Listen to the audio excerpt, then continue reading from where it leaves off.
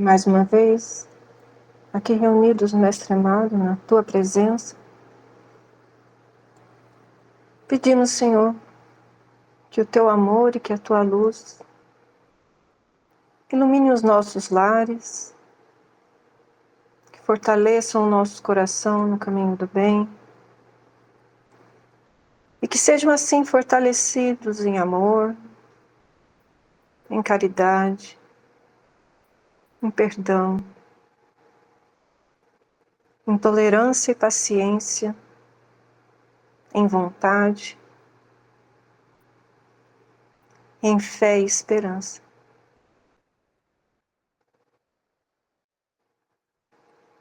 Agradecemos por mais esta oportunidade, agradecemos aos nossos mentores e à equipe espiritual do estudo desta noite, pedindo que os ensinamentos encontrem em nossos corações o terreno fértil. Pedimos que as Tuas bênçãos nos iluminem, nos fortaleça no objetivo único que nos reúne neste momento. E te agradecemos pela oportunidade de conhecer e seguir os Teus passos como trabalhadores humildes da Tua seara. E assim iniciamos o estudo desta noite, Senhor. Graças a Deus.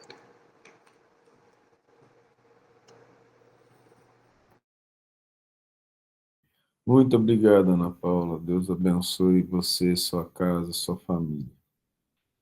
E a de todos nós aqui, que a luz do Cristo penetre o coração de cada um e que as casas todas recebam as bênçãos do amor divino, iluminando os pensamentos, os direcionamentos, iluminando as decisões, iluminando nosso trabalho, iluminando a nossa vida com Jesus Cristo. Nós paramos na questão 455, que não é uma questão, né? O item 455, do Livro dos Espíritos, resumo teórico do sonambulismo, do êxtase e da dupla vista. Todos enxergam bem nos seus aparelhos? Sim. É possível aumentar um pouco mais, mas vou aumentar um pouco mais. Vou ver aqui, eu acredito, ele complica um pouco o movimento da tela, mas vamos tentar. Então, Kardec vai explicar, parem a hora que vocês quiserem. Os fenômenos. Thales, Oi. eu esqueci. Minha mãe acabou de mandar mensagem avisando que ela está no pronto-socorro. O que houve? Muito gripada, com medo de estar com pneumonia de novo. E ela já tinha ido um dia e não melhorou. Ela pediu para avisar, tá? Não, vamos orar por ela agora. Fazer isso? Agora eles adoram me fazer essa vida assim de emoções Eu tô vendo. Olha, constante. mas é uma coisa interessante. Tem acontecido perto do horário dos estudos, né? É, Então vamos. Se vocês lembram da dona Maria Ângela, aquele docinho de pessoa que fala com a gente, vamos mandar boas vibrações para ela. Eu vou fazer um Pai Nosso para a gente direcionar os pensamentos para elas. Aproveitem para direcionar isso para todas as casas nossas, trabalho do bem, tá bom? Então vamos. Pai nosso que está nos céus, santificado seja o seu nome em todo o universo por tua criação e criaturas. Venha até nós o teu reino, que deve ser conquistado pelo nosso trabalho constante no bem, para que ele se faça em nossos corações e juntos todos nós, irmãos, construamos o teu reino na terra. Que a tua vontade santa seja feita na terra do mesmo modo que ela é feita no céu. O pão nosso do corpo e da alma, o pão que nos sustenta, o espírito e a vida, nos dá hoje, Senhor. Perdoa as nossas ofensas dentro de tua justiça inconfundível. Do mesmo modo que perdoamos todos aqueles que nos ofendem. Não nos deixe cair em tentações, que são as consequências do que somos. Dê-nos força para vencê-los. Livrando-nos do mal, porque teu é o reino, o poder e a glória para sempre. Muito obrigado, Senhor. Que assim seja, Senhor. Amém.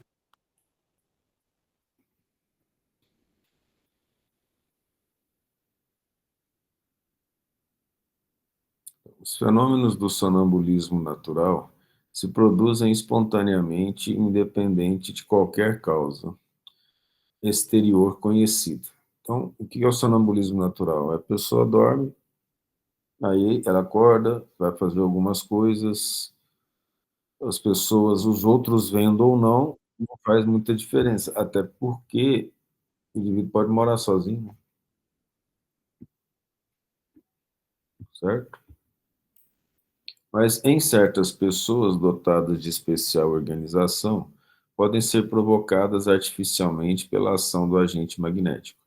Em casos de reuniões mediúnicas ou em outros casos, onde há uma pessoa que exorta o indivíduo sonambúlico a entrar no estado de sonambulismo, e ele começa então a narrar o que ele vê do plano espiritual.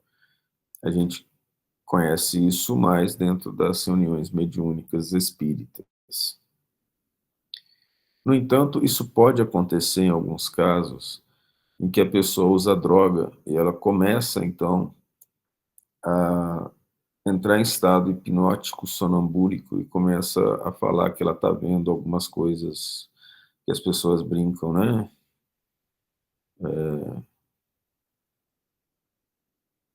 Passarinho cor-de-rosa, elefante verde, essas coisas.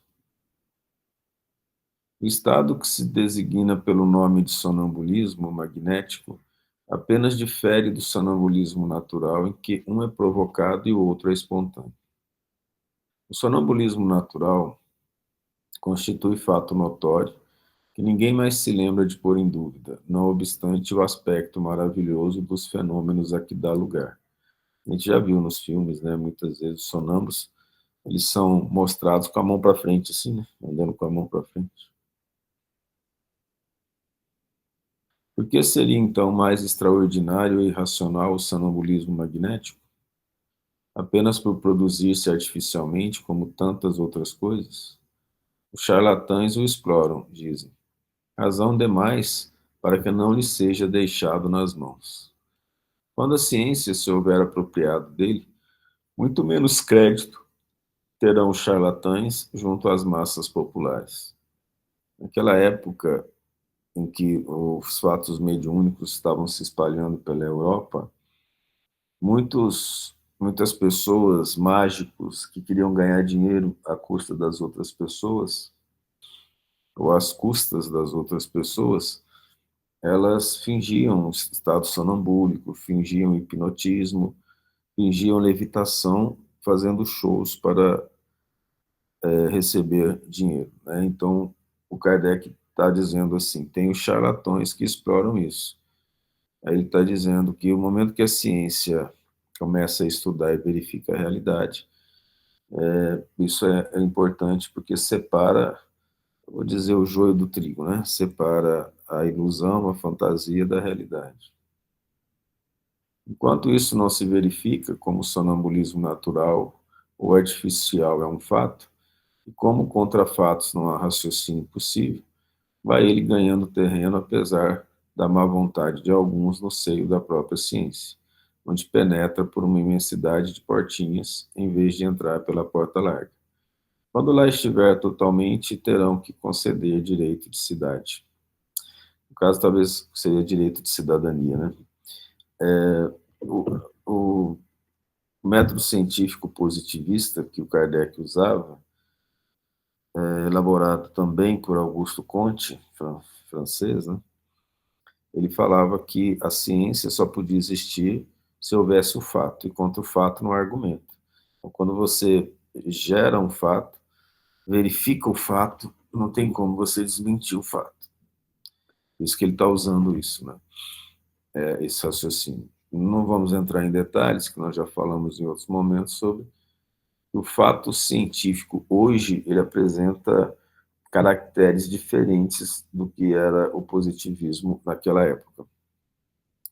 Apenas para ilustrar, uma conta matemática que permite, por exemplo, a utilização do controle remoto é um fato. Naquela época, isso não era considerado fato, porque uma equação não poderia ser verificada por ser um ente material. Hoje, se você consegue verificar de forma indireta a existência de algum fenômeno, ele é um fato científico. Naquela época não era. Por isso a grande dificuldade da quântica e da relatividade se desenvolver, que em se desenvolvendo, sendo comprovado, o método científico teve que ser alterado, porque a ciência evolui a partir dos novos dados. Para o espiritismo, o sonambulismo é mais do que um fenômeno psicológico, é uma luz projetada sobre a psicologia. É aí que se pode estudar a alma. Em 1789, 1789, eu vou verificar aqui, mas a psicologia científica, eu acho que ela nasce em 1879. Por que isso que eu estou falando? Porque a psicologia existia como filosofia. Mas nessa época, como é 1857, ela não existia ainda. Foi em 1879, sim, por Wilhelm Wundt, da Universidade de Leipzig, laboratório de psicologia experimental, que começa a testar os fenômenos psicológicos em animais. E aí nasce a psicologia científica. Então, nessa época, a psicologia era filosófica, ela não era baseada em fatos, mas olha que interessante, em fatos verificáveis. Acreditava-se que sim, que teria que ser baseado em determinados fatos, como, por exemplo, a existência de regiões cerebrais específicas para determinados fenômenos. Mas o Kardec já fala de uma filosofia, de uma psicologia nascente, nascente em sentido de crescimento como psicologia. A psicologia em si, os historiadores da área falam que ela começou há muito tempo com os filósofos gregos, mas não se chamava psicologia, né? Mas toda vez que o indivíduo tenta buscar uma razão para o pensamento humano, ele estava estudando psicologia.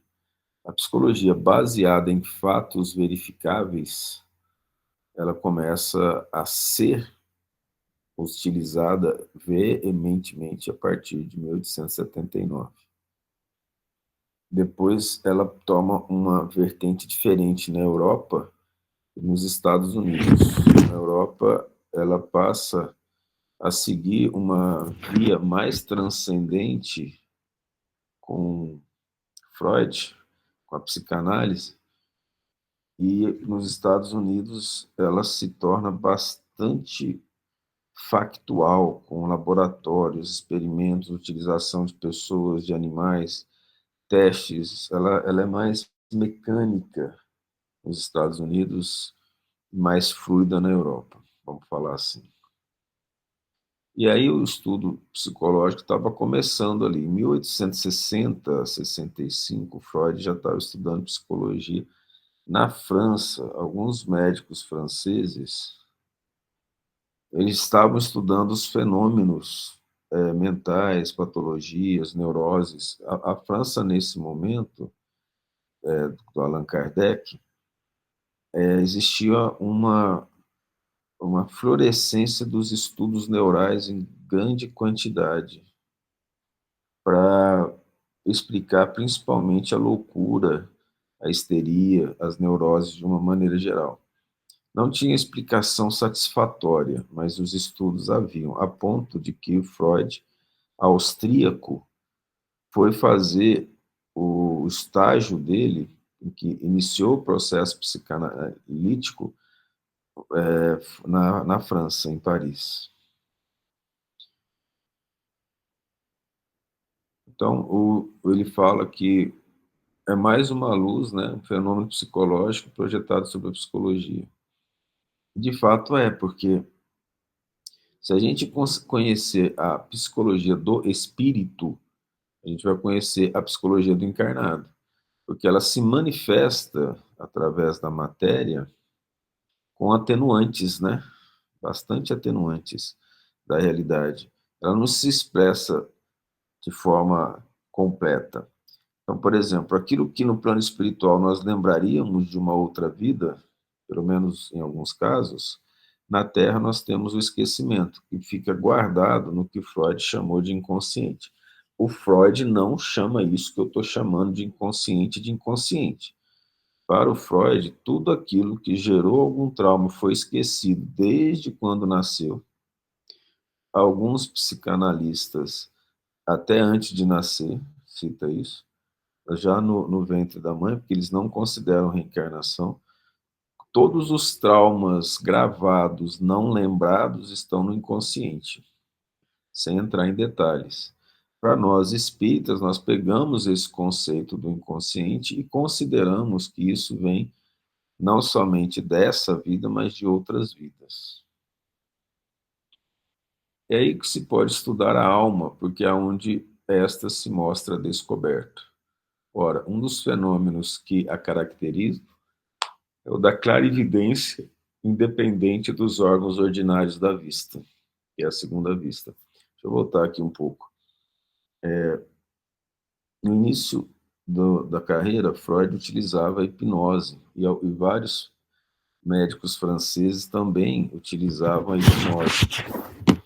A hipnose, eu acho que eu já falei para vocês terem ideia do que o Allan Kardec está falando aqui. Ele hipnotizava o paciente e o paciente contava umas coisas para ele. Depois ele passou a usar o método catártico, que é parecido com a hipnose. Mais tarde ele mesmo falou que esse método catártico ele era feito colocando-se o dedão na testa do paciente, para o paciente, de maneira forte, o paciente se concentrar naquilo. Ele entrava no estado de catarse, assim, meio lá, meio cá, que é uma espécie de hipnose, e aí eles faziam as perguntas, né? Então, ainda era um processo meio hipnótico, ok? Tudo bem assim? E eu errei aqui. O estágio do Freud foi de 1885 a 1886 com o neurologista chamado Charcot, que ele usava esse método catártico. Mas o Charcot já utilizava esses processos hipnóticos e magnetismo para curar pacientes na França antes dessa época que Freud foi fazer estágio com ele, porque Freud foi aprender com ele, não foi ensinar, né? Foi fazer o estágio. Aí essas situações de psicologia e de descoberta tinha que realmente acontecer por ali, porque os espíritos não mandam, por exemplo, o espiritismo sem uma base, né? O espiritismo veio e começaram as bases científicas trazidas para poder mostrar que existe uma verdade dentro da filosofia religiosa. Então, muitas vezes hoje, até de forma um pouco temerária, né? As pessoas falam: a quântica prova o espiritismo, o mundo espiritual. A quântica não prova isso, não. Uma parte da teoria quântica não demonstrada supõe e permite prever que existem várias dimensões no universo.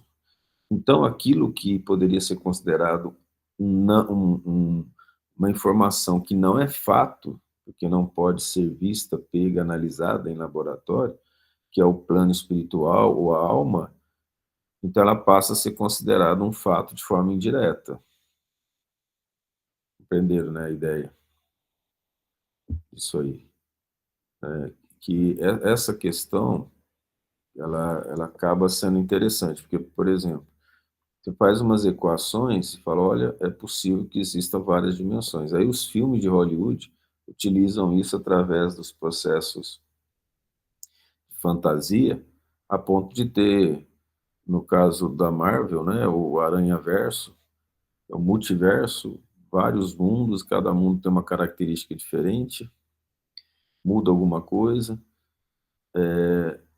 Só que veja bem que, nesse caso, eles pensam que essas dimensões são materiais.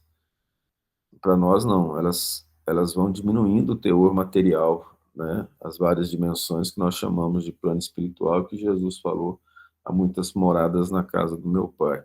E o universo da DC, né? Que era do Super-Homem e tudo, tem a crise nas infinitas terras, que é mostrando que existem infinitos universos ou multiversos, uma coisa desse tipo. Então, isso é uma fantasia. Só que no momento que que as pessoas começam a ver nos filmes que é possível existir uma outra dimensão, não é tão mais difícil você conversar sobre o plano espiritual se você tiver um pouco de didática e de lógica e de bom senso. Os filmes do Star Wars aparecem lá os Cavaleiros Jedi em outro plano, depois que morrem, continuam e chegam a falar sobre isso. Não termina aqui. Teve séries de ficção científica, como Stargate e outras, em que eles colocam, do Stargate é interessante, eles colocam que os antepassados do homem evoluíram tanto que eles se tornaram seres luminosos numa dimensão paralela. Então, veja que coisa interessante isso. Então, essas ideias, né, que a gente utiliza não de forma fantasiosa, mas científica, lógica, da doutrina espírita, ela é jogada para a população de outra forma. Vamos dizer, Deus propicia a todos o alimento no grau em que as pessoas possam digerir. Então, aquilo que é fantasia hoje vai se tornar algo mais profundo no futuro, né?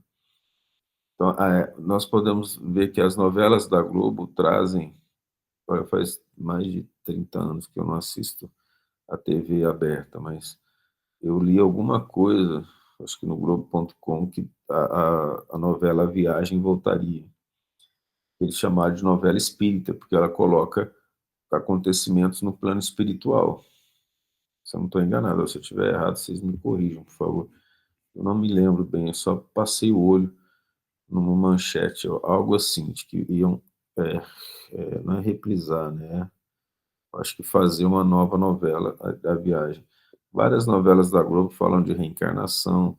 Chegou uma época na década de 90, dos anos 2000, que se não tivesse um fantasma numa novelinha da Globo, não era novela da Globo, né? E vários filmes trabalham isso. Teve filmes que eles trabalharam a pessoa morrendo, indo para outra dimensão, aí o homem tentando buscar, tentando contato. Essas coisas, então, que foram usadas como fantasias, foi propiciado a nós, né, aqui na Terra, condições de separar o joio do trigo, a ilusão da realidade. Então, por exemplo, essas informações quânticas podem permitir essa questão de múltiplas dimensões, as informações relativísticas de Einstein, né, que mostra que o tempo ele não é algo fixo, que ele é variável. Isso permite, então, a gente compreender o que é falado nos livros do André Luiz, que o tempo no plano espiritual passa diferente do tempo aqui na Terra. Então, por exemplo, foi dada uma ideia lá, né, que é cerca de 10 vezes mais rápido a passagem do tempo no plano espiritual. Então, 10 anos aqui equivaleria à sensação de um ano lá, mas uma coisa mais ou menos, não dá para a gente transformar isso em algo matemático mesmo, né? São informações que vêm do plano espiritual, então é revelação, né? Não é fato. Só que essas revelações, elas hoje podem ser confrontadas com informações científicas. Evidentemente que as informações da revelação são mais ricas e as informações científicas mais pobres. Para vocês terem uma ideia disso, né, tem uma frase que fala que quando o cientista chega no topo de uma montanha, encontra o filósofo sentado lá. Baseado em quê? Vocês devem ter ouvido falar do átomo de Leucipo e Demócrito. que falaram que toda a matéria era formada de pequenas partículas, os átomos. Eles desenvolveram mais essa teoria, falando tipos de átomos, essa coisa toda. Então, você dividindo a matéria, chegar num pontinho minúsculo, né? A ideia que se tem de átomo hoje, não é o que se chama átomo hoje, não tem o significado etimológico de não divisível, que a palavra átomo do grego significa. Mas, independente disso, eles falaram isso por volta de 400 a.C. 400 a.C., nós vamos voltar a falar de átomo por volta do século 17, 1600, por Robert Boyle. Newton era atomista e falava de átomo no século 18. No século XIX e no início do século XIX, em 1808, 1813 e 1808, John Dalton lança a teoria do átomo baseado nos estudos científicos de Lavoisier e de Proust, que são das proporções fixas e definidas da química. Então, baseado em dados científicos, retorna a ideia do átomo. Agora, o que você entende quando um cientista, a ciência, chega a falar de um átomo baseado em fatos? O filósofo, 2.200 anos antes, já falava dele através de raciocínio, compreende? Por isso que fala, quando o cientista chega no topo da montanha, o filósofo já estava lá, sentado, baseado nessas coisinhas. Muitas descobertas que a ciência demonstrou, alguns filósofos acertaram. Muitas estavam erradas, mas muitos filósofos acertaram. Por exemplo, o cálculo integral diferencial desenvolvido por Leibniz e Newton no século XVIII, Arquimedes, de uma certa maneira, desenvolveu perto do ano 300 a.C., na ilha de Siracusa, através do chamado método da exaustão. E a nossa maneira de ensinar cálculo hoje, que é uma maneira didática, ela utiliza o raciocínio de Arquimedes para poder ensinar cálculo diferencial integral. É que a matemática evoluiu a um ponto que fosse possível fazer demonstrações desses processos. Arquimedes fez demonstrações, mas ele não chegou a sistematizar o cálculo, vamos falar assim. Então, essas informações que a gente recebe como revelação na doutrina espírita, dos livros, ela vai se tornar fato quando a ciência conseguir utilizar recursos para demonstrar a existência do perispírito, do plano espiritual, e através de modos, vamos dizer assim, irrecusáveis, a gente perceber que realmente existem múltiplas dimensões, mas não são múltiplas dimensões materiais. Existem múltiplas dimensões porque a matéria vai ficando mais rarefeita, e aí essas dimensões estão associadas à densidade da matéria, níveis que nós não conseguimos definir em quantidade, mas que torna verdade aquilo que Nosso Senhor fala: na casa do Pai há muitas moradas. Então veja que até hoje a psicologia luta para ter uma base científica sólida, até hoje. E a psicologia hoje, ela nos associa ao que o Cristo falou. Então, muito do que a gente fala aqui sobre a oração, sobre os comportamentos, eles são baseados em dados científicos psicológicos. Então, por exemplo, a ciência hoje sabe que a pessoa feliz é a pessoa mais bondosa, mais caridosa, mais altruísta, que nasceu até o conceito de comportamento pró-social, que é um comportamento que diz assim: toda pessoa que quer o bem do outro, ela tem um comportamento pró-social. E essa pessoa é mais feliz do que a egoísta, que não se preocupa com ninguém.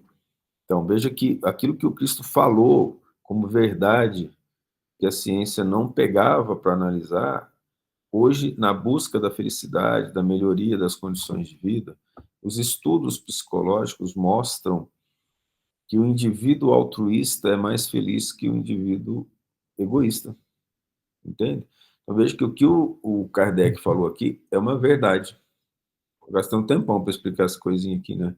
Mas acho que foi necessário gerar esses dados, essas informações, sobre essa questão. Então, Kardec falou, o sonambulismo, por exemplo, lança a luz sobre a psicologia. Não só isso, mas várias informações espíritas, elas são bem importantes para o entendimento da psicologia e para a melhora do indivíduo. Algum questionamento? Ou alguma ideia? Algum bate-papo? Não? Então tá bom.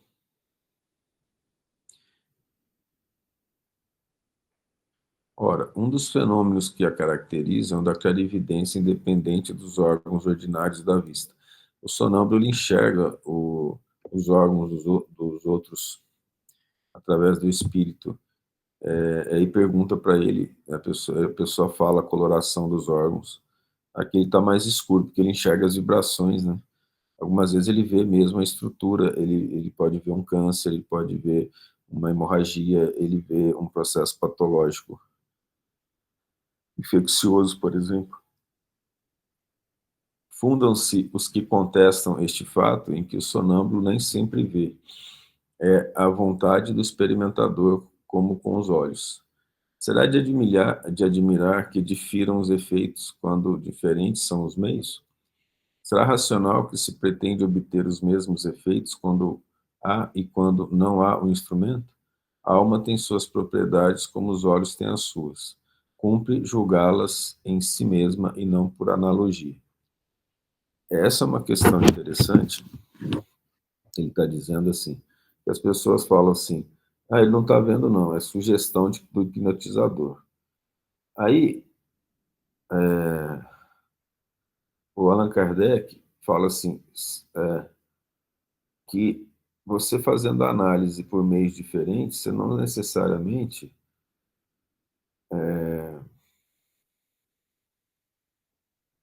você vai conseguir chegar ao mesmo resultado.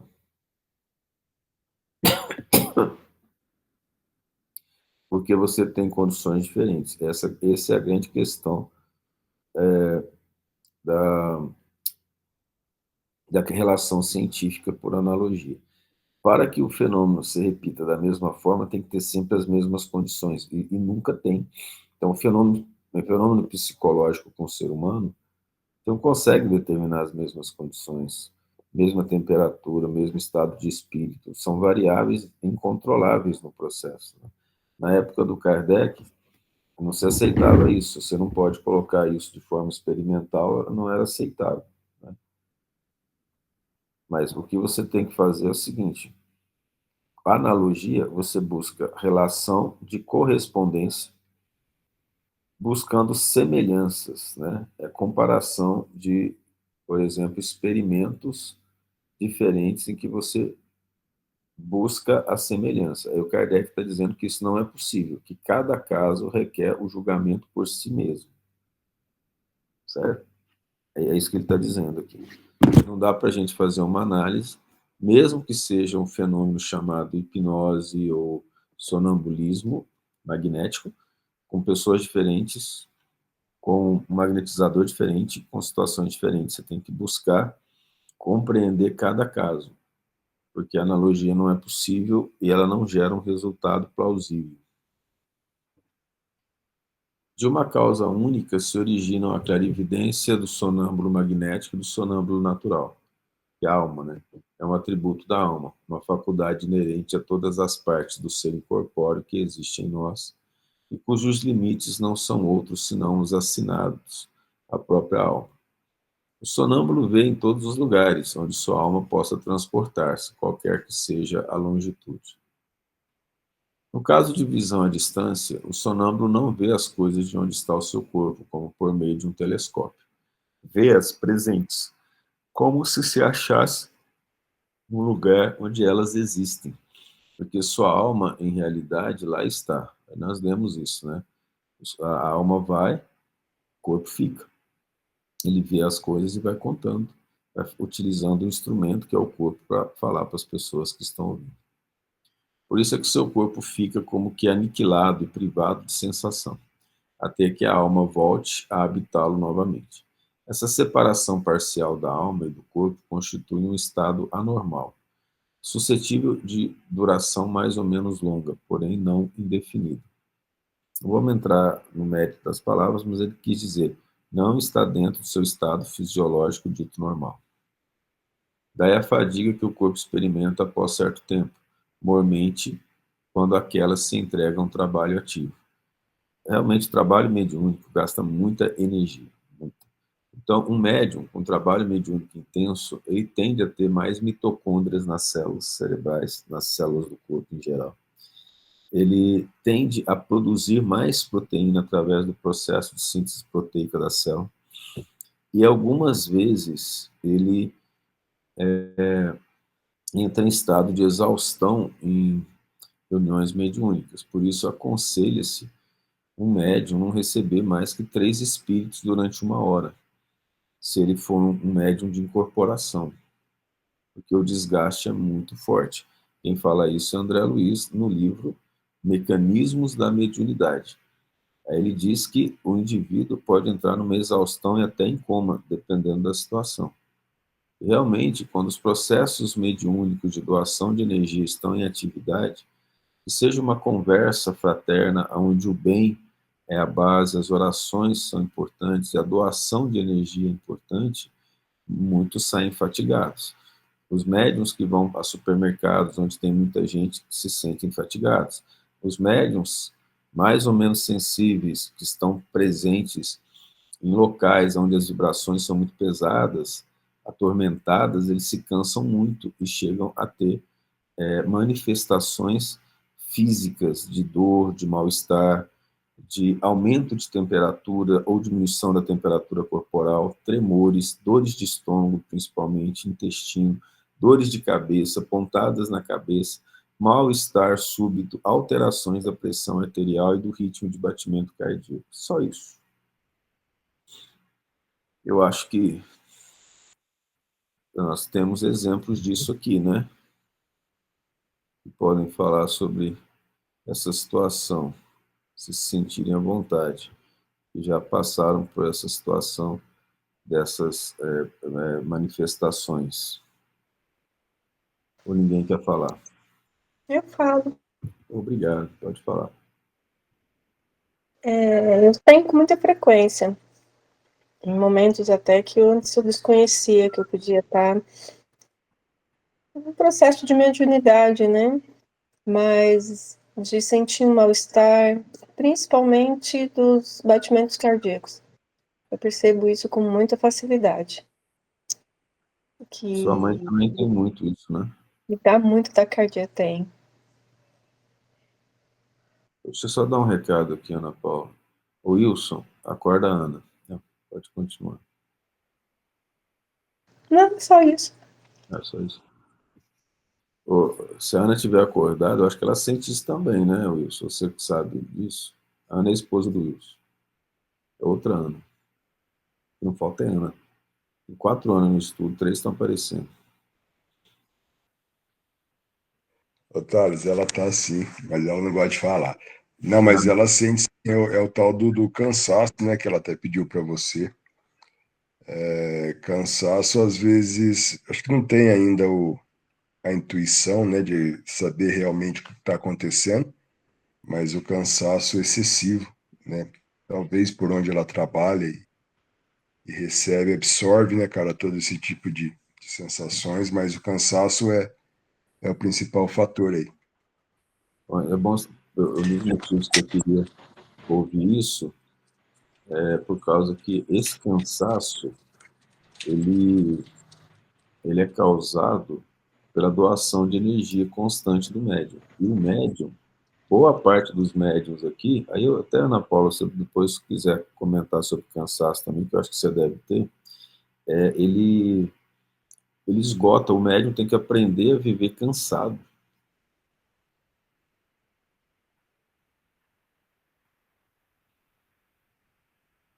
Tá bom? Ninguém mais quer falar? Eu tenho Ô, esse Thales, Pô, peraí. Quem falou eu tenho?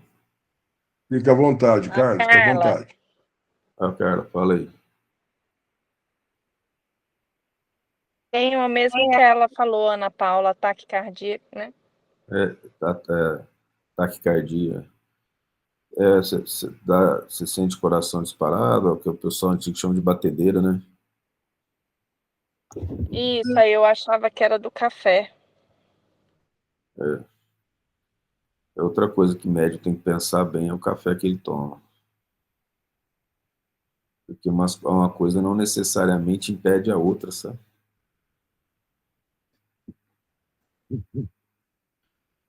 Mas, Como Abinho, assim? é porque o indivíduo é médio, ele já está superexcitado, ele toma um excitante, aí as consequências são mais duras, mais difíceis. Eu percebi isso que comecei a usar aqueles energéticos, sabe? Não, Para poder jogar um pouquinho mais. E aí eu comecei a me sentir mal, assim. De repente, minha pressão é 10/8. Minha pressão estava 12, 13. E aí a única coisa que eu associei, eu parei de tomar, melhorei muito. o médico tem que controlar essas coisas. Então, no seu caso, também tem cansaço, né? Tem, bastante. Mas, Thales, oi, eu até comentei com o Bruno que é uma coisa frequente aqui em casa também. Muitas vezes, quando a gente vai em lugares mais cheios, né? Qualquer lugar que esteja mais cheio, mais movimentado, é comum eu ficar com o coração tão agitado e com a mente assim tão. É como se eu perdesse os sentidos, assim. E aí, diversas vezes eu falo assim, Bruno, me ajuda que eu nem lembro o que a gente está fazendo aqui, toma a frente, porque eu fico perdida, assim, e o coração muito, muito acelerado. esses fenômenos, eu posso dizer para todos vocês aqui que vocês vão ao médico e dá tudo normal, né? Ou não? Sim. Sim. Todo mundo aqui vai ao médico, não, você não tem nada. Não, mas eu sinto cansaço, eu sinto coração batendo mais forte. Não, mas você não tem nada. Não tem mesmo, porque a causa é espiritual.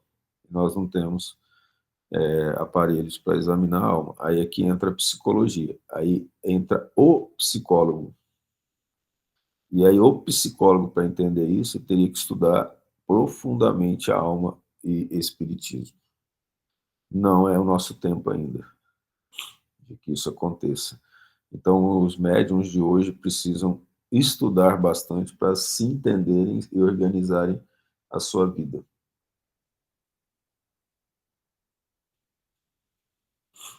Isso está escrito no Evangelho segundo o Espiritismo. Aí não é processo obsessivo, estou pegando o processo obsessivo como exemplo. Quando Kardec fala de processo obsessivo, lá no capítulo 28, nas preces, ele fala que o processo obsessivo, com o passar do tempo, ele vai gerar problema patológico físico. O médium que precisa controlar essas coisas, se ele não controlar essas sensações que nós citamos, vai gerar problema físico. Então, com o passar do tempo, ele vai ter discitimia ou arritmia. Pode gerar ansiedade, Thales? Anormalmente, gera muita ansiedade. Aí você tocou num ponto importante, Ana Paula, que é assim, muito da ansiedade do médium, ela não é a mesma ansiedade do indivíduo que não é médium. Porque a ansiedade do médium, ele percebe que tem um espírito perto, só que ele não tem certeza do que está acontecendo. Ele começa com mal-estar, taquicardia e fenômenos da TAG, né, transtorno de ansiedade generalizada, só que ele não tem a TAG, ele tem a manifestação devido à presença, por exemplo, de uma entidade desencarnada cujas vibrações são vibrações muito pesadas e ele se sente receoso perto dela, mas sem consciência exata do que ele está vendo, ou do que ele está sentindo.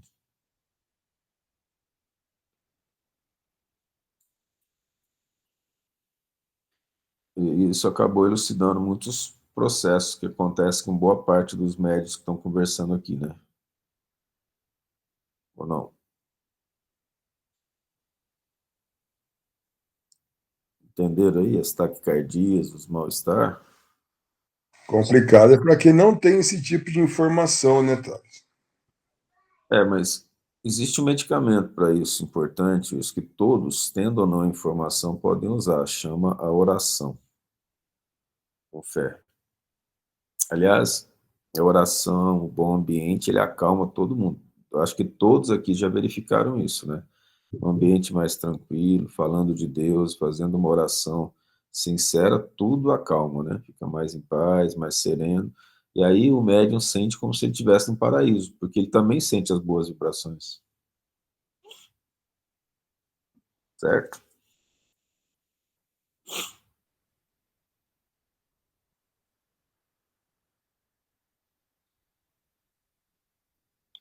Todos, sem exceção do grupo, têm algum tipo de mediunidade.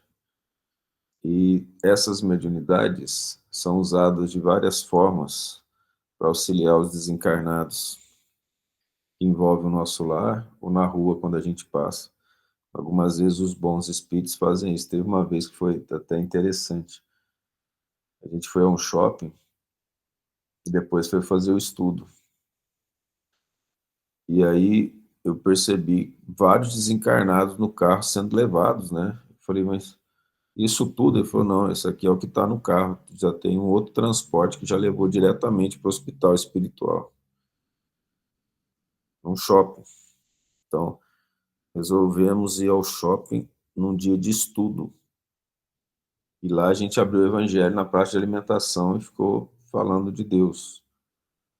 Aí os espíritos prepararam uma grande quantidade de espíritos em torno da cidade, em condições de ser ajudados, foram levados para o shopping.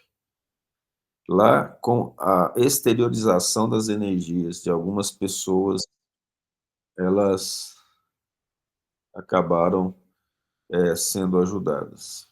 Boa noite, dona Maria Ângela. Nosso desejo é que esteja tudo bem com a senhora. Obrigada, Thales. Estou melhor. Que bom, que bom. Eu queria avisar aqui para o pessoal evitar desencarnar no horário do estudo, tá? Engraçadinho. Senão a gente tem que parar o estudo, olha, como é que faz? Mas ó, a gente fez a oração, receba o nosso carinho, as boas vibrações, tratamento. E a gente estava falando da senhora agora mesmo, você acredita? Citamos o nome da senhora agora mesmo, falando sobre mediunidade. Obrigada pelas vibrações. Culpa da sua filha, tá? Ela que falou essas coisas. Vou passar para frente. Aprendi com o amigo Wilson, a gente terceiriza trabalho, terceiriza também maledicência. Mas não foi maledicência, foram coisas boas. Então, se alguém tiver mais algum comentário, é importante, pode fazer e dar o exemplo, que acaba servindo para os outros, né? Eu acredito que esse bate-papo nosso aqui acaba ajudando bastante. Aí o médium precisa ter uma regra, uma disciplina. Lembra que lá no filme do Chico, né? Que Emmanuel pede 3 coisas para o Chico para trabalhar com Jesus, vocês lembram?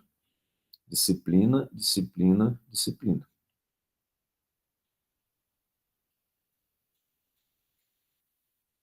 Então, o médium precisa ser disciplinado. Sentiu mal, pega o evangelho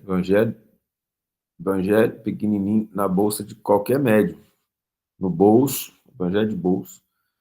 Se está numa situação difícil, né, até numa conversa com a Maria Tereza, estou estressada, muita gente para atender, muita gente para receber cuidado, eu fico estressado, vai ao banheiro. Porque xixi é uma coisa interessante, gente, ele salva todo mundo. A mulher sentou, ela faz, nem que seja um pouquinho, concorda? O homem também. Então, vai fazer um xixi, não é possível que você não vai ter tempo de fazer um xixizinho. Vai lá, abre o evangelho, você já está sentado, já está no trono, faz uma oração, acalma, tranquiliza, senão o esgotamento ele se torna imenso. E aí o indivíduo não consegue nem fazer as coisas depois, ele não consegue nem trabalhar direito, porque o esgotamento é muito grande, né? Aí é a gente que começa a trabalhar sob estresse, né? Um dos motivos que eu acho que hoje eu estou afastado da sala de aula é por causa da doação constante. Eu saía das aulas num estado de esgotamento muito grande. Aí teve um dia que o Espírito falou assim: hoje nós tivemos que doar para muita gente. Mas alto esgotamento energético. Não conseguia mais fazer as coisas, né? Porque chega num ponto que a gente doa tudo que a gente pode, só que não estava dando tempo de recuperar por outros motivos. Então, vocês todos, médiuns, trabalhadores de Jesus, saindo de casa, não tem jeito dos espíritos não utilizarem as vossas energias em favor do bem num mundo em que as coisas estão muito deturpadas e desequilibradas. Então, só de a gente sair com a boa vontade de fazer o bem, os médiuns, todo mundo, mas os médiuns principalmente, já doam energia em grande quantidade. Para pessoas na rua, no supermercado, para todo lugar. Senhora. Teve uma época, antes de eu engravidar da Maria Júlia, eu acho, eu entrei num trabalho no município, convidado de uma amiga minha que é médica, para trabalhar num grupo de tratamento para as pessoas que fumavam. É um grupo fechado, com todo um cronograma do INCA e tal, e tinham reuniões toda semana, sabe? E no começo, tudo bem. Depois de um tempo, essa minha amiga saiu do programa, eu fiquei tocando sozinha, o outro médico que assumiu não participava. E aí eu comecei a sentir, assim, toda vez que tinha a reunião dos grupos, que eu falava muito, e eu achava que era por estar falando, sabe? Mas eu sentia muita dor de cabeça. Eu saí lá depois de 2 horas, assim, extremamente esgotada. E eu achava que era por falar muito. Aí depois que eu fui percebendo, né, que o esgotamento, aquilo ali me sugava, sabe? A sensação que eu tinha quando eu saía de lá é que eu estava literalmente sem energia, mal-estar e muita dor de cabeça. E era um trabalho que eu gostava muito de fazer, com muito resultado, mas que ele me desgastou tanto que um certo ponto eu cheguei e falei assim, eu não dava conta mais, sabe? Foi tão cansativo que por mais que eu quisesse fazer assim, as coisas começaram a dar errado também, e eu acabei saindo do programa. Mas foi um período que saí muito do que eu faço, né? Do que eu costumo fazer, e eu não dei conta do esgotamento que eu sentia naquela época. Mas nunca tinha antigamente pensado a respeito do que poderia estar acontecendo. Eu saía dali literalmente esgotada, passando muito mal. Bem importante isso que você falou, porque é isso que acontece. Nós que temos a mediunidade, e ainda mais de doação, nós reencarnamos sabendo em espírito, não conscientemente, agora é conscientemente, que o nosso trabalho, nosso cansaço, a doação de nós mesmos faz parte do nosso processo de resgate de outras vidas, sabe? Daí a grande importância do equilíbrio do médium. O médium não tem como viver dentro da normalidade. Saindo de uma situação dessa, é muito importante a reorganização espiritual através da oração, do ambiente tranquilo, para poder continuar o trabalho. Mas eu acredito, quando começa a dar errado assim, Ana Paula, porque já estava na época de acabar mesmo, sabe? Fala, seu Wilson. Não, você acabou de responder minha pergunta. Deus, ele considera todas as circunstâncias, né? Então, nesse caso aí que você falou, eu entendi que poderia, até onde a gente poderia, talvez, negar nossa aprovação, né? Você está ali, você está ajudando, mas você tá se esgotando e você tem que voltar para trás, vamos dizer, igual esse caso da Ana Paula, né? Mas aí você respondeu que pode ser, né, que tenha acabado aquela etapa dela ali, né? Ah, sim, quando começa assim a gerar problemas, sim. Eu participei de uma reunião mediúnica em que ela não era uma reunião mediúnica, onde os médiuns tinham o grau de seriedade necessário. As pessoas, boa parte estava ali, a maioria, com as intenções de que, sendo médium, eles tinham a ilusão de que eles eram missionários e estavam fazendo o trabalho de Jesus. Então, as vibrações eram muito pesadas porque a maioria era acompanhada dos seus próprios obsessores. E aí chegou um momento que o amigo espiritual falou assim, não tem como ficar, se você ficar, você não consegue trabalhar. Imagina você vai numa reunião mediúnica, você cansa, sim, você esgota, mas no final da reunião, na prece, vêm os bons espíritos e colocam fluidos balsâmicos e a gente melhora, você sai renovado espiritualmente. Dessa reunião, não tinha condições de fazer isso, porque a maioria dos espíritos ali eram espíritos inferiores. Ah, mas os espíritos superiores não poderiam ajudar? Poderiam e ajudariam, se fosse necessário, mas como não era para a gente ficar, eles não ajudavam, para que a gente entendesse que não era para ficar. Porque cada um tem que resgatar de acordo com as suas necessidades. Então, por exemplo, não era para continuar naquela reunião. Tentamos, fizemos a nossa parte, ficamos um tempo, não foi possível mais. Eu aprendi uma coisa com o Chico. Foi o Emmanuel, na verdade, que ensinou para o Chico. Prioridade, trabalho. Se atrapalhou o trabalho, não dá mais para ficar. Trabalho, que eu falo, é de subsistência, né? Porque senão nós vamos largar o trabalho e falar, agora eu sou médio, vou viver aonde? Às custas das outras pessoas, da bondade alheia? Não é assim que funciona hoje. Não pode ser assim. Então, existe o limite do trabalho. Aqui em casa aconteceu com a Maria Tereza, ela pegou o plantão no domingo, né? Ficou preocupada de não participar dos estudos. Aí eu comentei isso com ela, falei, olha, prioridade é o trabalho, então se apareceu domingo, vai domingo. Aí a semana passada, no estudo, os espíritos falaram assim que, abrindo o celular lá, no plantão, passou a ser uma fonte de auxílio, ou seja, aquele hospital que ela está trabalhando está recebendo as vibrações que nós estamos doando e boa parte dos espíritos que a gente está auxiliando vão para a parte espiritual daquele hospital material que está lá. Então, os bons espíritos já prepararam tudo para isso. Então, trabalho, não estar presente no sentido de interação direta com os estudos, mas abrindo o estudo, deixando acontecer, passa a ser uma ponte de ligação, de auxílio necessário que a gente não via. Ora, para isso acontecer, não precisa ouvir nenhum espírito falar ou dizer de missão de nada. Simplesmente faça o trabalho que você tem que fazer. Cumprindo a obrigação, você vai ajudar o próximo, você vai trabalhar para Jesus. Deixar de cumprir a obrigação com a desculpa que vai ajudar o próximo é outra coisa, não é trabalhar para Jesus. E aí, Wilson, entra numa coisa importante, é a gente saber até onde que vai o nosso sacrifício. Nós devemos nos sacrificar sempre pelo próximo. Quando não der mais, as coisas acabam por si mesmas. Você compreende? Não é possível mais, elas vão acabando. Ah, mas dependia de mim, se eu ficasse, continuaria. Mas se você ficasse, provavelmente você teria uma doença grave e ia acabar de qualquer jeito. Outra coisa que nós percebemos é que quem trabalha para o bem tem locais específicos que os bons espíritos escolhem.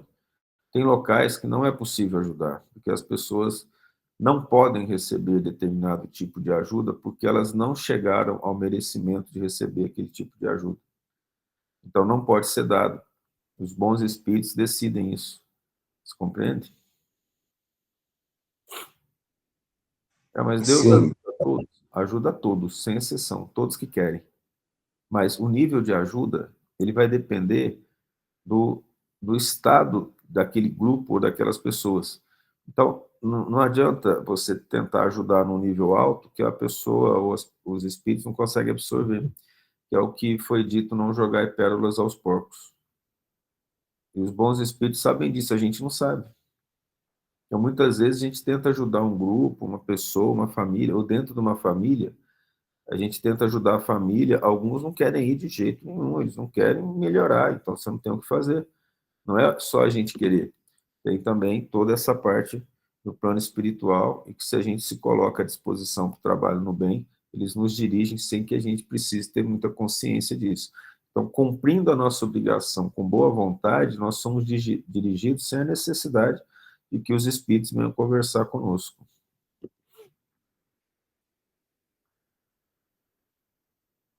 Ok?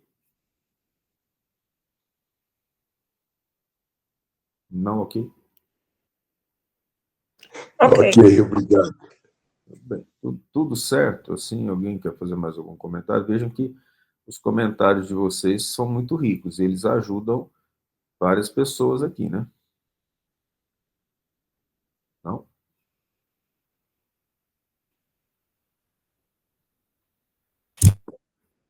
Ô, Thales, quando você disse que todo mundo tem mediunidade, por exemplo, eu, na minha concepção, eu não era médium, não, porque eu não tenho capacidade de ver qualquer tipo de manifestação espiritual, né? Pelo menos visível, ouvir qualquer coisa, né? Mas, assim, o, que tipo de mediunidade, por exemplo, a gente poderia ter? A mediunidade que todos têm chama mediunidade sensitiva. A gente percebe variações emocionais no ambiente espiritual. Mas vamos pegar o seu caso, se você permite. Várias vezes à noite, antes de dormir, você já se pegou conversando e trocando ideias como se estivesse falando com o outro, não é verdade? Que parece que é fontes da minha própria cabeça, né? Parece, né? Você só não soube distinguir que você, na verdade, está ouvindo um espírito conversar com você dentro da sua própria cabeça, que é um tipo de mediunidade audiente chamado semimecânica. É interessante pensar dessa forma.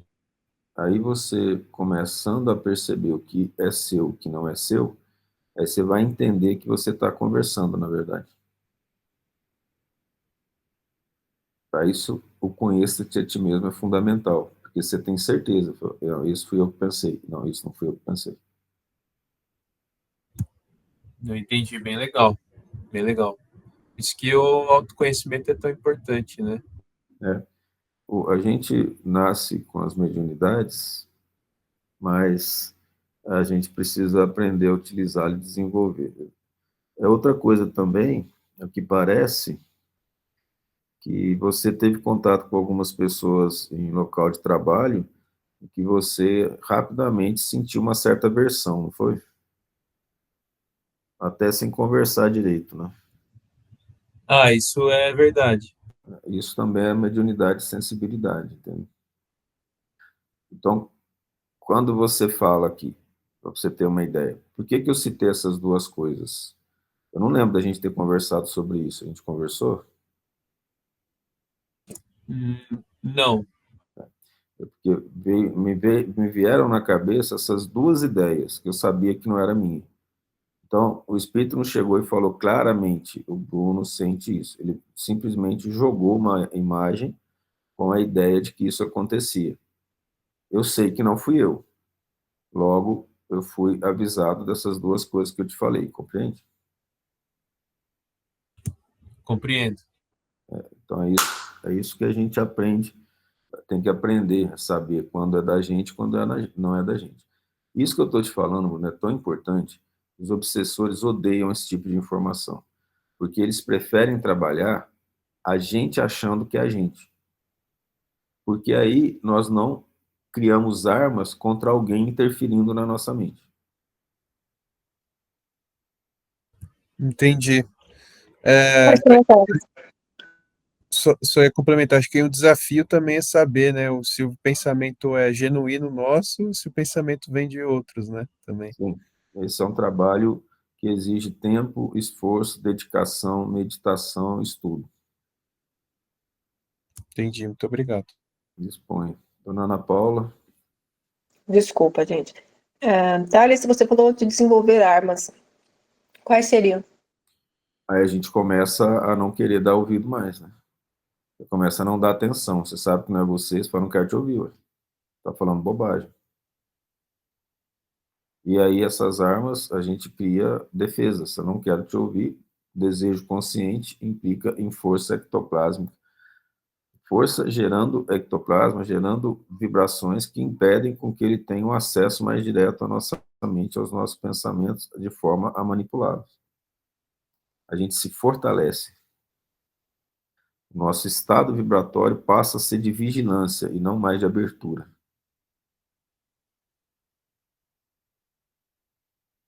Passa a ser abertura quando a gente percebe que é bom espírito, fechamento quando a gente percebe que não é mau espírito. Com o passar do tempo, a gente ouve os espíritos educadamente, não os maltrata, mas diz, não me interessa o que você está pensando. Eu tenho falado algumas vezes para alguns espíritos, né? Já falei isso para vocês, já tem um tempo. Vem uma imagem, vem uma ideia, fala, essa ideia é sua, não é minha. Aí ele fica bravo, porque ele jogou como se a ideia deveria... Ele queria que eu entendesse que aquele pensamento que veio à minha mente, aquela imagem que gerou um pensamento, eu tivesse construído.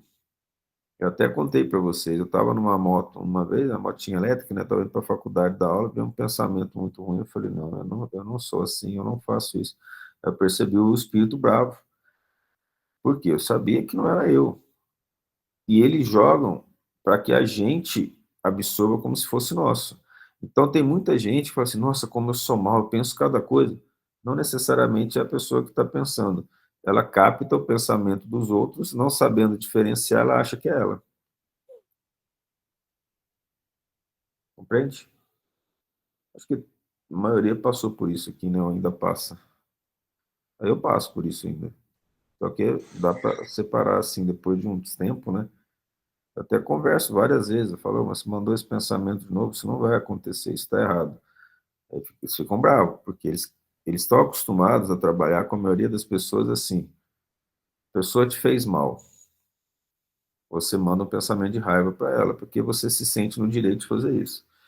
Você nem queria sentir tanta raiva, mas a raiva está lá dentro, latente. Ele manda um pensamento de revanchismo. E aquilo cresce e a pessoa passa a viver daquilo e ela pega as vibrações daquele espírito, aquilo cresce dentro da pessoa, ela começa a ter vibrações pesadíssimas, não consegue fazer oração mais, ou ela vai receber o passe, não consegue nem absorver as energias do passe. Porque só manteve o pensamento porque houve um local, né, uma estrutura psicológica baseada naquilo, que é a tentação, não nos deixeis cair em tentação. Ou seja, eu tenho aquela tentação, eu deixei com que ela crescesse. Voltando ao livro do André Luiz, né, nós não podemos impedir que a ave de rapina voe sobre a nossa cabeça, mas nós podemos impedir que ela faça ninho. Então, vem um pensamento ruim, eu tiro. Aí, esse exercício com a oração faz com que eu não receba vibrações pesadas. Os obsessores colocam vibrações pesadas através desses pensamentos, forma-se uma espécie de geleia escura à volta dos obsediados, que é como se fosse aquele gel de eletrodo, de eletrocardiograma e de eletroencefalograma. Ele potencializa as vibrações, então a gente fica mais apto a receber as vibrações pesadas dos espíritos, obsessores daquele nível. E é muito difícil tirar. Tem vezes que as pessoas não conseguem, dias orando, tentando melhorar, e sente que está com um estado ruim, não está muito bem, parece que tem uma névoa envolvendo, né, a pessoa. É por isso que a fé é importante, não deixar esses pensamentos se manterem.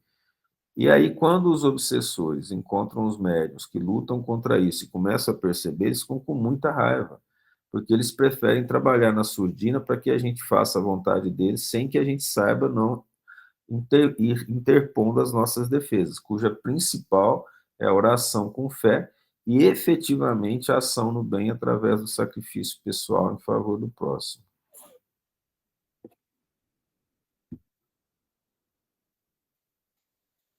Eu acho que isso foi bem interessante para nós, né, essa conversa, porque é o tipo de coisa prática que a gente passa, né? Não é mesmo?